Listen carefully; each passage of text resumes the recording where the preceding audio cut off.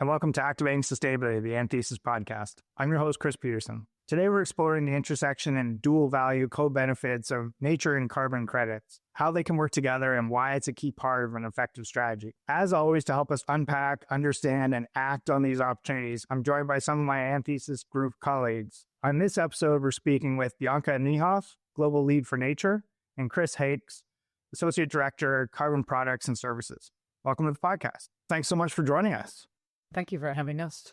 It's a pleasure to join. Yeah, thanks, Chris. Wonderful. Well, maybe to start us off, nature is such a broad term. I wonder if maybe, Bianca, you could kind of help us think about how do you actually define nature and some of the key elements that we'll be talking about today? So thanks that you asked, Chris. It is really, it's really good to get those definitions right. So nature is actually all the living things around us. And some definitions, it also includes water and it also includes soil. But in general, I would say it's all the living things which you would see. The term nature is usually mixed up with the term biodiversity, whereas biodiversity is really referring to the diversity of species, the diversity in genes within those species. But it's much more a quality thing within nature. So whenever the biodiversity is aligned with what you would expect in that situation, from the water quality around it, the soil quality around it, the time of soil, if there's a good biodiversity reflecting a quality action. Deliberately not using the term a higher biodiversity is more valuable because that's the way it's usually used. But that would mean actually that a tropical forest with high biodiversity is more valuable than this peatland area, which has a lower biodiversity, because both serve that purpose for that specific environment. So it's really a biodiversity appropriate for that specific location. So nature, the living things around us, sometimes included water and soil as well, and biodiversity really being the variety of species and hence a quality measure. Two other terms which quite often get mixed up is actually the term nature-based solutions versus the term of natural climate solutions. And that will come later in the podcast, but especially when we connect nature with the theme of climate. Nature-based solutions is actually all the solutions nature provides us with, which also have a social benefit to society. That can be anything from mangroves protecting the hinterland from being flooded to, for example, carbon capture. But the carbon capture side of things has a specific name to it, and it's natural climate solutions. Another nature-based solutions could, for example, also be sand sedimentation in front of the coast, protecting the coast, again, from being flooded. So me being Dutch, that is very much a nature-based solutions for me. And I always get confused when people refer to natural climate solutions being nature-based solutions. So I think it's important to distinguish the two. That's great. Thanks. And yeah, I know those have been coming up a lot as we go through this. And Bianca, I know often you talk about the role nature plays in the way that we operate, and we often take it for credit. I'm curious kind of if you could expand on that just briefly. Yeah, thanks. Well, over the years, actually, if you look back, nature has covered us actually for capturing a lot of carbon. And you might have heard that oceans, for example, are capturing a lot of carbon as well. But now, with the oceans getting warmer, they're able to capture less carbon. And if you look at weapons as well, for example, and even recently there was an updated research on the amount of carbon which actually moss captures. So there's a lot of carbon already captured over the years before we even realized that it was an issue. So nature has covered us for a long, long time in that sense. Maybe as we take that step back to kind of why are we talking about nature and kind of carbon markets and all of this together at this point, and curious how the two of you are seeing that show up at the moment, particularly from a risk perspective, which seems to be an area that is getting a lot of traction. Obviously, climate has been a theme for a long, long time already, and a lot of climate risk assessments have been done over the years, also because it's obliged by people want to report to TCFD. With TNFD coming up, you see that those two are getting more and more aligned. We see a lot of our clients initially asked for solely the climate risk perspective, but we always stress to whenever you want to do both, do them at the same time actually, because you're using the same channels of information, the same data gathering systems, partially you use the same data to actually, in the end, be able to report to TCFD and TNFD and to look at your climate and nature risks. And also if you look at the different risks, from different risk lenses, so being a physical risk or a transition risk. So the transition risk for nature and climate are kind of like the same. It's both policy changes with technological advances, for example. But on a physical level, they really differ. And for nature, those physical risks are really sudden or gradual, but they're location specific. And that is the difference between with climate and nature. But they're connected as well, and there's trade-offs. So sometimes one climate risk actually might minimize the nature risk or the other way around, or even they might, like the climate and the nature risk together at one location actually will amplify the risk. So since there's so much crossovers and there's so much also nature being able to mitigate 37% of the emissions due to climate change, I think it is important to have both of those lenses, but look at them also together to see where they influence one another. Chris, I'm interested to hear, what are some of those conversations you're hearing as people are thinking about maybe that shift in how they view carbon removals and offsets and credits? Thank you. And it's, I find this fascinating because often when you're thinking about offsets, by definition, this is typically an emission reduction that is happening in a location that is elsewhere from when the emission is actually taking place. So getting your head around that can be a bit tricky, and understanding how the risk is connected to the other risk. But maybe stepping back for a moment in contextualizing the voluntary carbon market, I think might be helpful here. If you're not aware of it, this market has been going for about 30 years.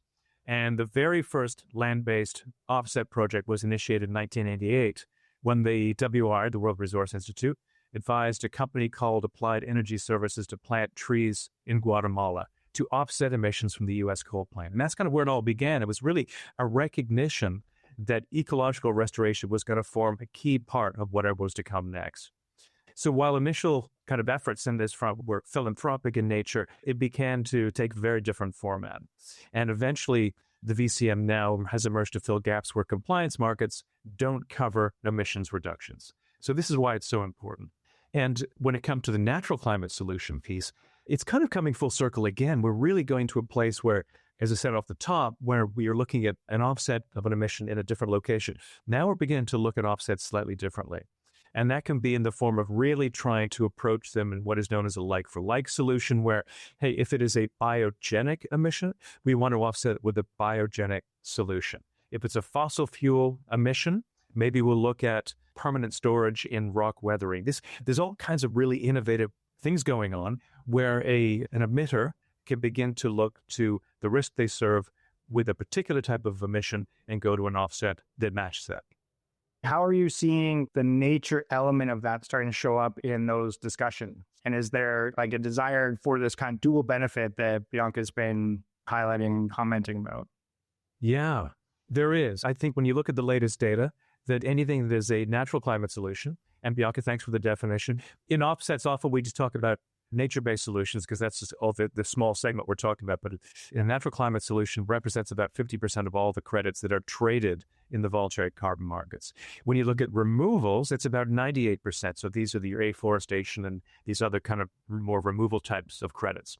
And yes, the answer is absolutely, it's an affirmative. And that's largely because often when we're looking at scope 3, we're looking at supply chain. These supply chains can extend often to locations where some of these wonderful projects are located. So we try to align these credits with the supply chain and the client needs in that format. Jakes, it's actually a very important point which you make there, and which always from a nature perspective, I think I was saying it before, nature being so location specific, to make the link of a company with somewhere in a supply chain where you're actually buying those credits. The carbon credits with co-benefits are very quickly evolving, yet not very established nature credits, biodiversity credits, whatever you would call in credits, nature-related credits market. That location specificity is really key in that. And hence, as a company, knowing your supply chain is really key. And that brings it back again to also looking at the nature and risk part. So also for that, you need to know where your supply chain is or where your value chain is. That is one of the actions, I think, where those things come together as well. So what I've seen happening as of the beginning of this year, and I really want to stay that point, is that we were all on the road towards disclosing. That was the main reason why a lot of things were done. It's about disclosing. And with, amongst others, the EU, but also what's happening in the US, actually, and in other countries, disclosure being of less importance, or it's watered down. But still, companies are actually looking into their nature and climate risks. Still they are, because they notice it is common business sense. It actually taught them, whilst doing that, they learn where their risks were. They connected to risks which they hadn't previously known. They're now using actually that knowledge of risks and the exercise of doing this climate and nature risks analysis. They're using it to dive deeper into their supply chain and to really identify the actions to take when to also have this business case. And this is where you come to the credit market again, and what you just stated, that as a company, if you know in which locations you actually have a connection with through either your supply chain or maybe somewhere in your own operations. And from a carbon perspective, you could maybe mitigate it everywhere. But from a nature perspective, that location specificity and like for like as close to where the impact is happening, that is so important. So thank you for saying that. Bianca, you mentioned that shift from disclosure to action. And I'm curious if there are a few telling examples of the kinds of risks organizations are facing from a nature perspective.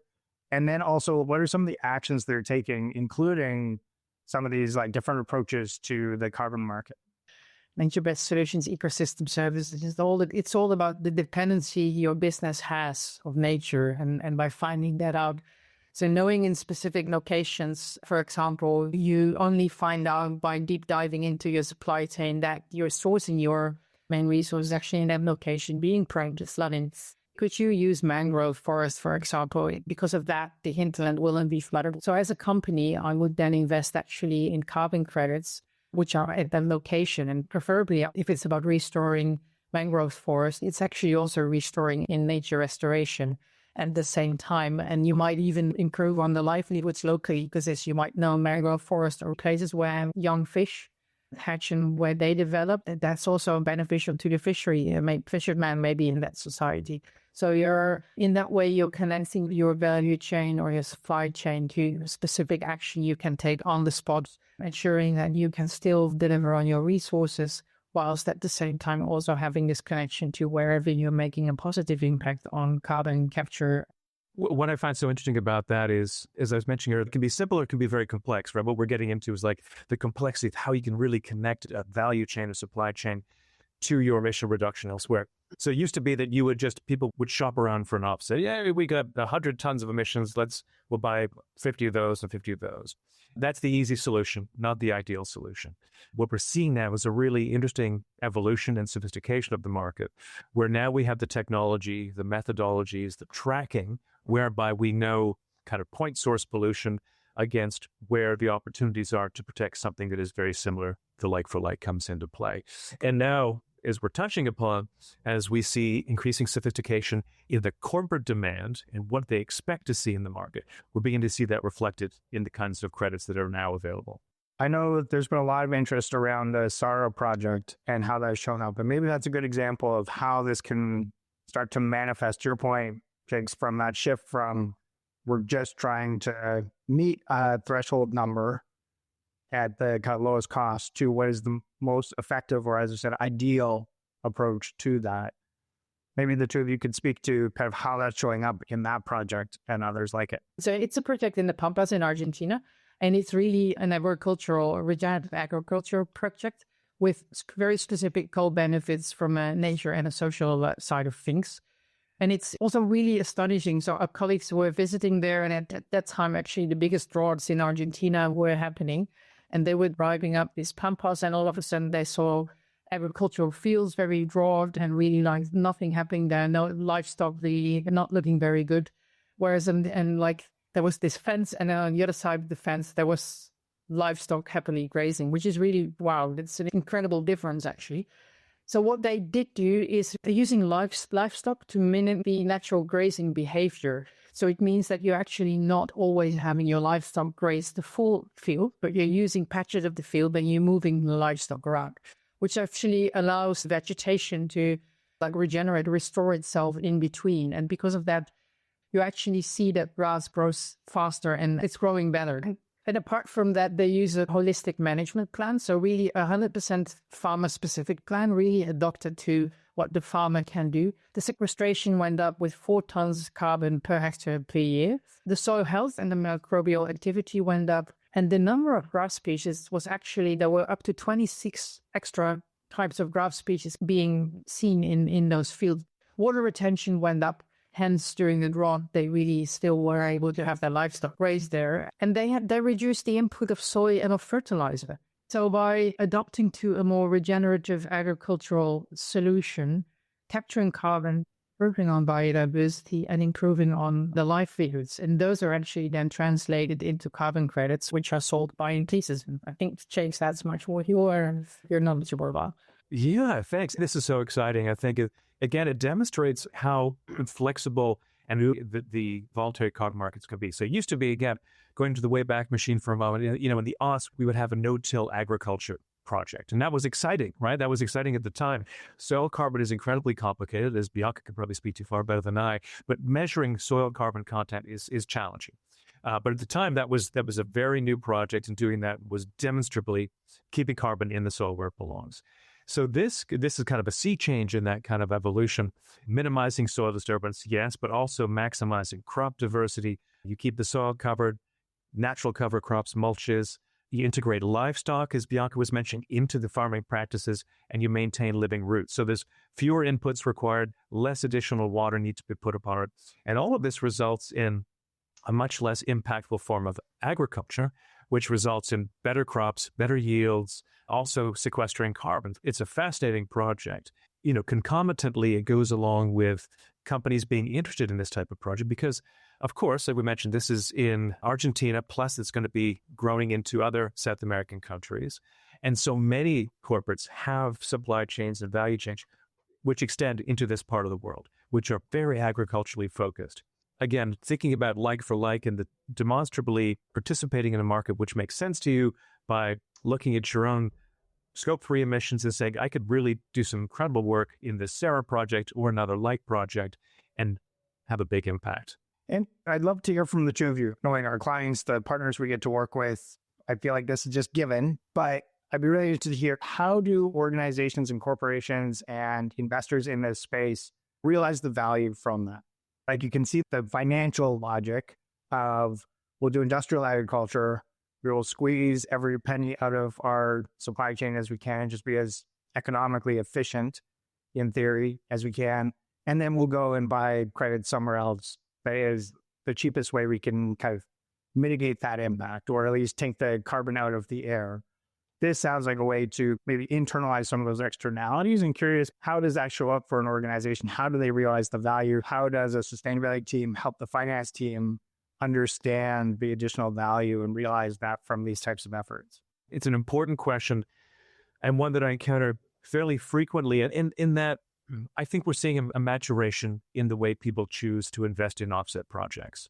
As I said early on, it was really just trying to get a solution that would help to mitigate emissions. But now we really see aligning with the science-based pathway. Reductions have always been the first thing to do, but they're even sort of more emphasized now than any time previously. So when it comes to any kind of decision around an offset purchase, it really is about those residual emissions, which year over year should be going down. So hopefully the purchase is not a large one, but given Scope 3 and the complexities, it can be. So I think that oftentimes that discussion is around, yes, it's recognizing the risk that exists in supply chains. And particularly, as I said, if it's an agricultural-based company, if you need coffee, if you need paper, immediately that is an existential risk to your business. So yes, you will take action on supply. Maybe it's insetting. Maybe it's a variety of different approaches. But ultimately, there will be some residual emissions.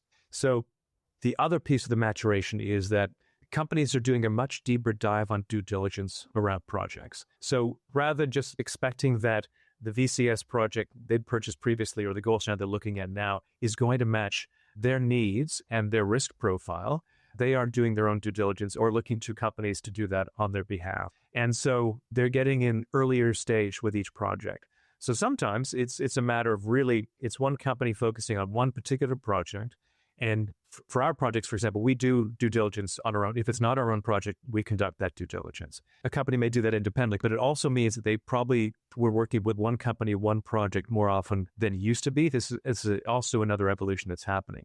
Portfolio credits are still quite common. Companies will buy from a number of different projects to satisfy either stakeholder demand or reduce risk or whatever kind of reason or driver that is. But increasingly, companies, as I said, most mature ones are now getting in with a larger project, or an earlier stage in a larger way than that project. Maybe adding the nature lens to this, like you say, the value of what you would do on nature. And a lot of times, as we heard, if you look at the carbon credit markets, it's further go co-benefits.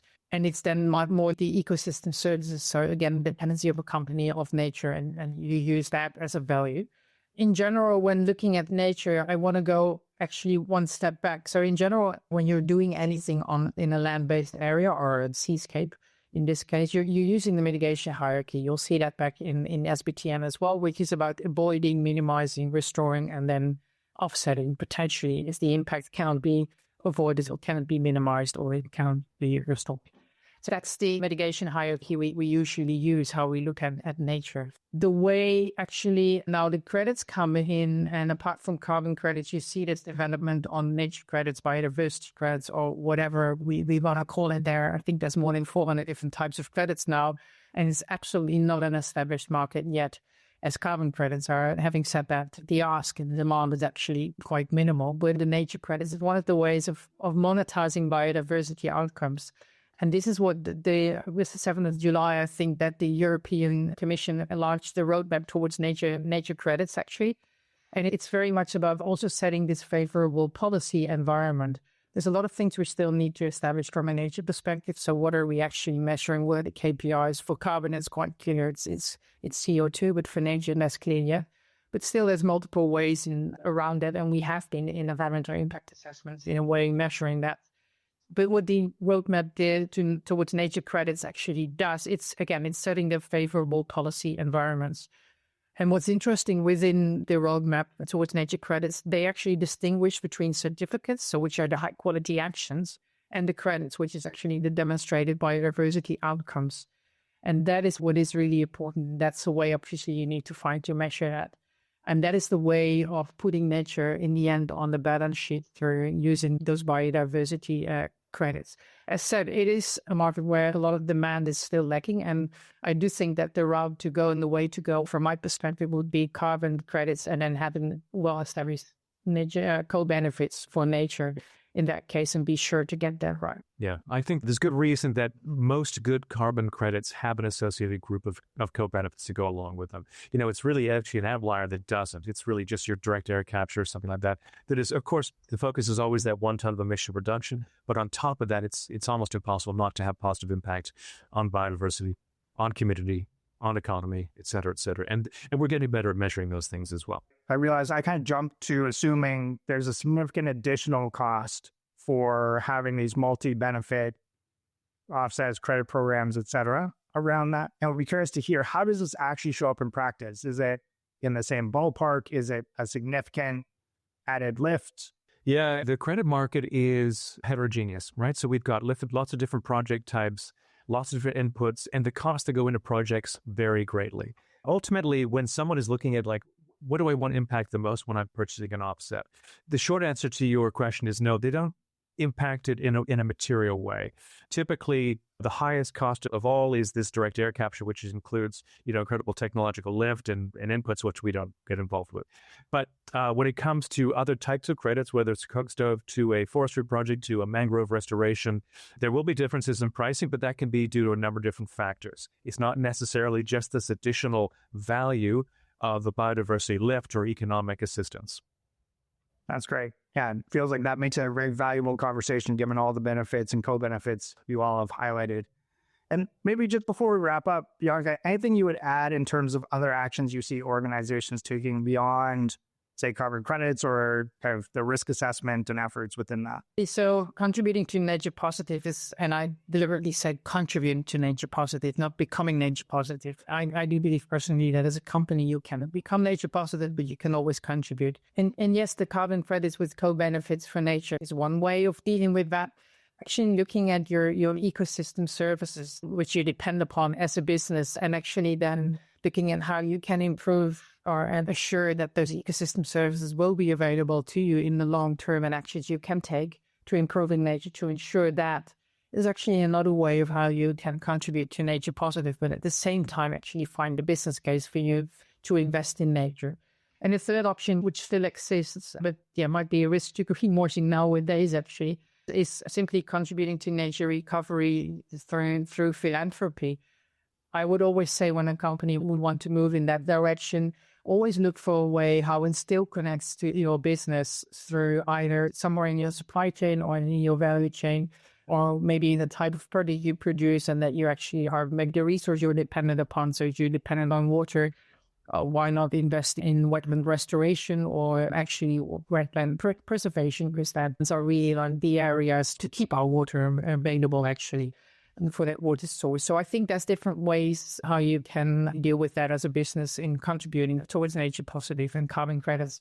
I 100% agree. And I feel like the companies that are doing this really well, the companies that are experiencing positive feedback internally and externally because of this, are doing this in a very coherent manner, right? So as Bianca is saying, I think it's really about connecting all the dots of your business, and whether it's philanthropic initiatives, whether it's employee engagement, whether it's investment, it all has to come from that place. And nature and climate really is that kind of that centralizing that I think they can all connect to very nicely. We don't only just sell credits, we sell a host of different services that go along with it. So if you're thinking about it, it's about a 360 approach to your strategy.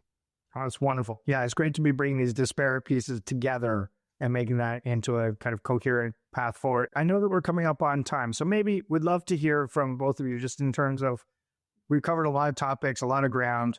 What are some key takeaways and specific actions you would guide listeners to pursue from here? For me, from a nature perspective, let's understand nature. And there's this great course, Nature in Business, it's called, which we as Anthesis just co-developed together with the World Business Council for Sustainable Development, in short WBSSD. And you'll find that course on the WBSSD Academy, but you'll also find it on the Anthesis Academy. It's a course which helps you to understand what is nature, how does it relate to a different business, and what from the different roles you could have within a business, how it's actually connected to that role. And it really supports you in taking the first steps of action. And for those already very well versed in the nature theme, for them, it's a way to bring their colleagues on like a little bit up in the level on nature, so you understand how nature relates to your business. So I would certainly do that course. And the second point, really address climate and nature risks together. It's a waste of money actually not to do so, and it's a waste of opportunity as well not to do. And the third one, you need really move to taking action. And there's a clear business case to that if you really look at it very well. And that's where, for me, the carbon credits and co-benefits nature come. Yeah, I would obviously be remiss if I didn't re-emphasize the carbon and the voluntary carbon markets. I think that there's a lot that goes with this market. There's a lot of feelings about it, a lot of talk about it, but at its core, it is about addressing those residual emissions. And it can be an incredible tool when you're thinking about how do you connect climate and nature, emissions goals, all these together. There's some amazing work going on. I would urge people to engage in that, to speak to Anthesis or learn more about the market and to get involved. Some of these new methodologies are exciting. The technology is intriguing. There's opportunities if you're private equity. I mean, there's just all kinds of things going on. And so I think that if you're looking to address these key areas, this is one way to do it. Wonderful. Thank you both so much. I learned a lot. I imagine the listeners learned a lot. I really appreciate your time and insights. Thanks, Chris. And thank you all for listening. We'll include links to the carbon and nature services, as well as the great new course that Bianca mentioned in the show notes. As always, we'd love to hear from you on your feedback and how we can continue to improve, and can be reached through the anthesisgroup.com website, where you'll also find past episodes and lots of valuable resources. Thanks again, and take care.